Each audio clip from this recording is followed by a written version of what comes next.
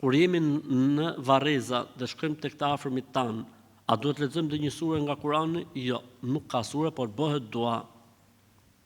Bëhet dua. Pra, çfarë bëjmë? Kur shkojmë varreza, bëjmë duan e varrezave herë si fillim. Assalamu alaikum ahle diyari mu'minina wal muslimin. Wa inna insha Allahu bikum lahiqun. Antum lana salaf wa inna insha Allahu bikum lahiqun.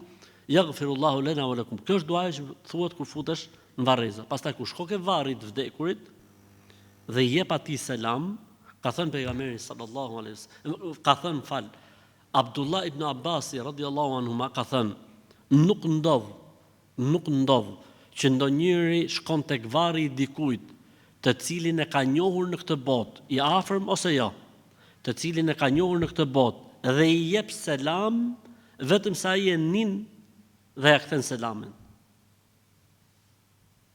Kështu që duhet me vizitu të dashurit ton, miqt ton, prindërit ton, shokët ton, njerëzit që i kemi njohur në këtë botë, është mirë me i vizitu dhe pastaj i japim selam dhe mbas selamit bëjmë dua. E vendosim varrin mes nesh edhe kiblës dhe bëjmë dua. O Allah falë, o Allah mëshiroj, o Zot na bashko me të në xhenet, e kështu me radhë.